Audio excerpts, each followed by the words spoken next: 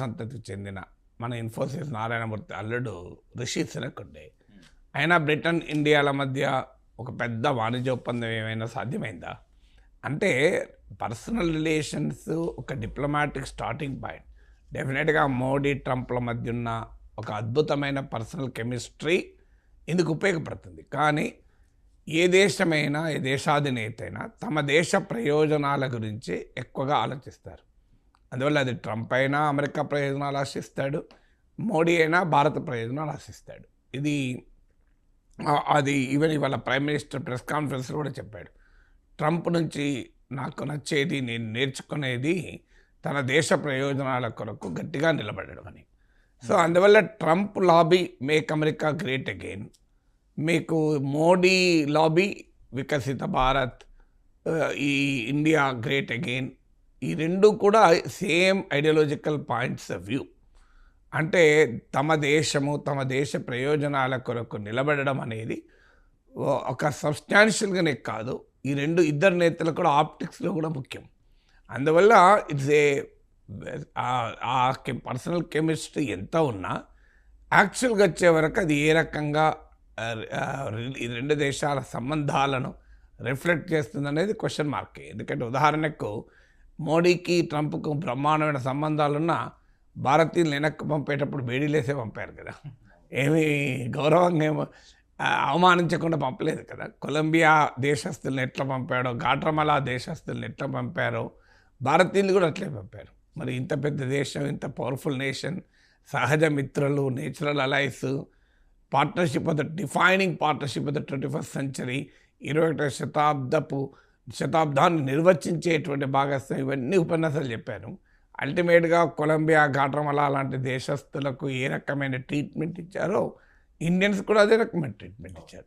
అందువల్ల personal chemistry diplomacy పైన కొంత మేరకు ఉపయోగపడుతుంది తప్ప బియాండ్ పాయింట్, బియాండ్ ఆప్టిక్స్ పెద్ద సబ్స్టాన్షియల్గా ఉపయోగపడుతుందని అనుకోను.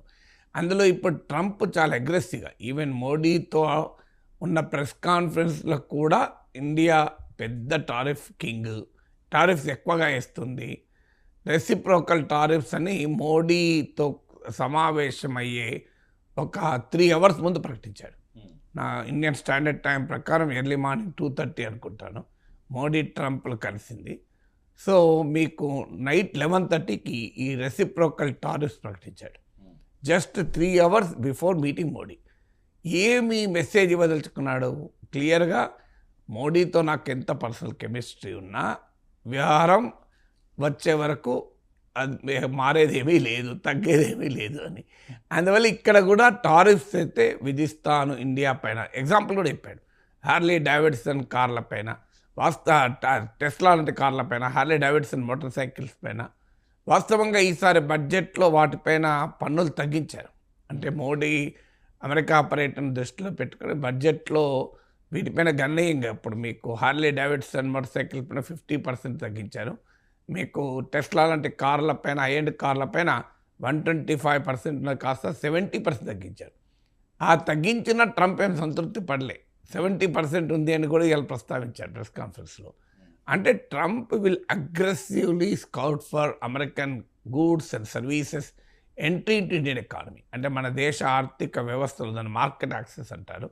అమెరికా వస్తువుల్ని, అమెరికా సేవల్ని అమ్మటానికి చాలా అగ్రెసివ్గా ప్రయత్నం చేశాడు కూడా. ఇవాళ ఓపెన్ చెప్పాడు, $100 billion డెఫిసిట్ ఉంది, దాన్ని మరి ఆ ఫిగర్ వెరిఫై చేయాలి. ట్రంప్ చాలా చెప్తుంటాడు, అది ఆధారాలతో సంబంధం లేకుండా చెప్తుంటాడు ట్రంప్.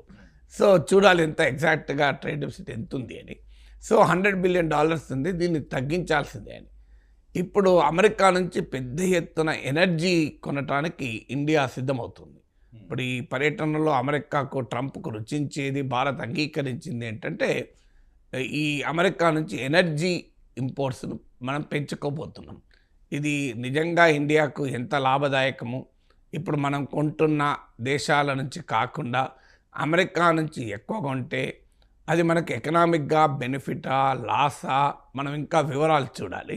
కానీ ఇవాళ అగ్రీ అయిందైతే ఇవాళ విక్రమ్ మిస్త్రీ అని ఫారిన్ సెక్రటరీ కూడా ఈ ప్రెస్ కాన్ఫరెన్స్ పైన, అంటే joint deliberation Trump and Modi సమావేశం పైన మాట్లాడుతూ $15 బిలియన్ మేరకు మేము ఆయిల్ ఎనర్జీ సప్లైస్ ఉన్నాయి అమెరికా నుంచి ఇండియా.